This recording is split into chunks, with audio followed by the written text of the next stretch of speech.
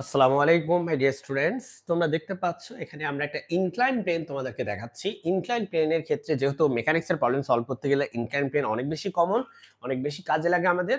আমরা free body diagram আঁকি, আমরা ফোর্স এর জন্য ফোর্স ক্যালকুলেশন করি সেখান থেকে, অথবা ফ্রিকশন ক্যালকুলেশন করি, যেটাই করি না কেন মেকানিক্স এর অনেক প্রবলেমে ইনক্লাইন প্লেন থাকে। আমার একটা স্টুডেন্টের একটা প্রশ্ন যে স্যার ইনক্লাইন প্লেনের ক্ষেত্রে এই হেলানো অ্যাঙ্গেল যেটা একটা সারফেসের তুলনায় যেই সারফেসটা উঁচুতে আছে, একটু হেলানো আছে, সেই সারফেস যদি থিটা করে থাকে তাহলে আপনারা এটাকে কেন থিটা ধরেন? ঠিক আছে? নরমালি ক্লাসে ম্যাথ করানোর সময় এটা বোঝানো হয় না বা থিওরি পড়ানোর সময় যে কেন এটা থিটা ধরেন। আমি অবশ্য বুঝাইছি এর আগেও, কিন্তু আসলে সেটা রেকর্ড করা হয় নাই। তাহলে কথা হচ্ছে যে কেন এটা থিটা ধরি? চলো মাই ডিয়ার স্টুডেন্টস সেটা আমরা বোঝার চেষ্টা করি। ধরো এটা হচ্ছে থিটা, তাহলে এই থিটা কোণে হচ্ছে সারফেসটা উপরে আছে আর এটা হচ্ছে 90 ডিগ্রি, তাই না? এটা হচ্ছে 90 ডিগ্রি। তাহলে তুমি দেখতে পাচ্ছ যে এটা থিটা, এটা 90, তাহলে তুমি বলো ডিয়ার স্টুডেন্টস এটা কত হবে? এই অ্যাঙ্গেলটা কত হবে? আমি অন্য একটা কালি নিয়ে তোমাদেরকে দেখাই। এই অ্যাঙ্গেলটা কত হবে? তুমি বলো এটা। এই অ্যাঙ্গেলটা। এই লাল কালি দিয়ে অ্যাঙ্গেলটা কত হবে? এই অ্যাঙ্গেলটা কত হবে? এই অ্যাঙ্গেলটা হবে 90 মাইনাস থিটা। ডিয়ার স্টুডেন্টস তোমরা কি বুঝতে পারছো কিভাবে 90 মাইনাস থিটা হলো? দেখো একটা ত্রিভুজের ৩ কোণের সমষ্টি হচ্ছে এক সমকোণ, সরি ২ সমকোণ, তার মানে ১৮০ ডিগ্রি। তাহলে এটা যদি হয় একাই 90, এটা তো একাই ৯০ না, এটা হচ্ছে ৯০ ডিগ্রি। এটা একাই ৯০ ডিগ্রি, তাহলে আরো ৯০ ডিগ্রি বাকি আছে। তাহলে এটা যদি থিটা হয়ে থাকে তাহলে এটাকে হইতে হবে ৯০ মাইনাস থিটা। ঠিক আছে? তাহলে এটা যদি হয় ৯০ মাইনাস থিটা, তাহলেই শুধুমাত্র সম্ভব এটাকে মিলানো। ৯০ মাইনাস থিটা ৯০ আর এটা থিটা। তাহলে একসাথে যোগ করলে কত হয়?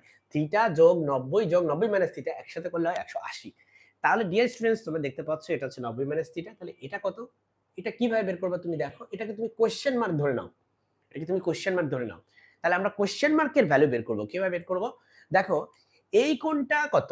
এই যে এই কোণটা এখান থেকে শুরু করে এ পর্যন্ত এই কোণটা কত? আমি অন্য একটা কালি দিয়ে তোমাদেরকে একটু যদি দেখাই যে ১ম কথা হচ্ছে এই কোণটা, এই যে এই ছোট কোণটা এটা হচ্ছে কোয়েশ্চেন মার্ক। এটা হচ্ছে question mark. First things first, এটা হচ্ছে কোয়েশ্চেন মার্ক। প্লাস এই কোণটা কত? এটা হচ্ছে ৯০ মাইনাস থিটা। এই কোণটা কত? এটা হচ্ছে ৯০ মাইনাস থিটা। লেখো এখানে এটা হচ্ছে ৯০ মাইনাস থিটা।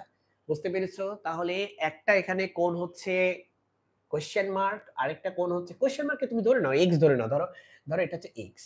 হ্যাঁ, এটা হচ্ছে এক্স। তাহলে এই কোয়েশ্চেন মার্ক আর থাকলো না, এটা হচ্ছে এক্স।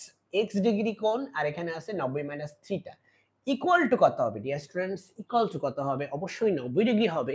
তো এখানে অবশ্যই ৯০ ডিগ্রি হবে। কিভাবে দেখো ডিয়ার স্টুডেন্টস? এই যে এই কোণটা এটা কিন্তু একটা ৯০ ডিগ্রি কোণ।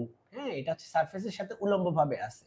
এই যে এই রেখাটা, এটা এই সারফেসের সাথে উল্লম্বভাবে আছে। হ্যাঁ?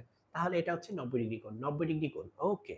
তাহলে তুমি দেখো এখন তুমি এই যে তোমার লেফট সাইডে আছে, আমি যদি একটু দেখাই এখানে, এখানে আমি একটু আলাদা, একটু দাঁড়াও। অ্যাঙ্গেলটা একটু ঘুরাই ক্যামেরার। হ্যাঁ।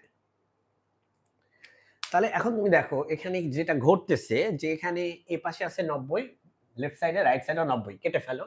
লেফট সাইডেও ৯০, রাইট সাইডে ৯০ কেটে ফেলো। তাহলে তোমার x মাইনাস থিটা হচ্ছে ইকুয়াল টু হবে 0, তার মানে x ইকুয়াল টু হবে হচ্ছে থিটা। ঠিক আছে মাই ডিয়ার স্টুডেন্টস? তার মানে x এর মান কত বের হইছে? এখান থেকে x এর মান বের হইছে থিটা। সেজন্য আমরা যখন বলি এটা থিটা তখন এটা থিটা, এটা থিটা যখন এটা থিটা। এটা থিটা হইলে এটাকে সাথে আমরা থিটা দাবি করি। ঠিক আছে? এই কয়েকটা স্টেপ দেখাই না সাধারণত। ওকে ডিয়ার স্টুডেন্টস, আশা করি তোমরা ব্যাপারটা বুঝতে পেরেছো যে কিভাবে এই অ্যাঙ্গেলটা থিটা হয়। তাহলে এই অ্যাঙ্গেলটা যদি থিটা হয় তাহলেই কিন্তু তুমি দাবি করতে পারো যেহেতু অ্যাঙ্গেলটা থিটা, তাহলে এটা যদি mg হয় তাহলে এইটুকু কত হবে? এইটুকু হবে mg cos theta. mg cos theta. ঠিক আছে? তাহলে এটা যদি হয় থিটা, এটা যদি হয় mg ভেক্টর, তাহলে এটা হয়ে যাবে mg cos থিটা। আর এটা হয়ে যাবে কত? এই যে এইটুকু হয়ে যাবে mg sin থিটা। এটুকু হয়ে যাবে mg sin theta. Okay dear students, যদি থিটার মান 30 হয় তাহলে এটা হবে হচ্ছে mg cos 30, এটা হবে mg sin 30।